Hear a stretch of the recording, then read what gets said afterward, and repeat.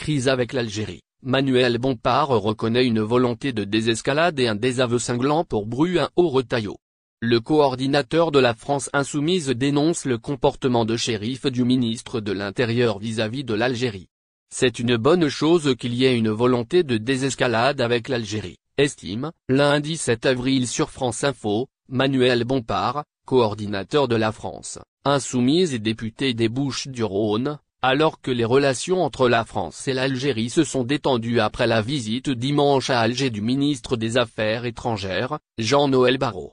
Cette volonté de renouer le dialogue est un désaveu cinglant de la méthode du ministre de l'Intérieur, Bruin-Haut-Retailleau, qui est venu faire le shérif et bomber le torse en disant « Vous allez voir, je vais faire plier l'Algérie » et qui n'a rien obtenu du tout, estime Manuel Bompard. On peut avoir des désaccords avec le gouvernement algérien mais le peuple français et le peuple algérien ne sont pas des peuples ennemis ou adversaires, ce sont des peuples amis, affirme le député insoumis, qui souhaite développer une relation de coopération et d'amitié avec l'Algérie parce qu'on a des familles et une histoire, parfois tragique, douloureuse en commun et qu'il faut faire attention à ce qu'on fait à ce sujet. Plusieurs points de tension ont brouillé les deux pays ces derniers mois, notamment la question de la réadmission dans leur pays d'origine des Algériens sous obligation de quitter le territoire français, OQTF, celle du Sahara occidental ou encore l'emprisonnement et la condamnation de l'écrivain franco-algérien Boualem Sansal. Ce membre du gouvernement considère que la libération de Sansal est une question humanitaire.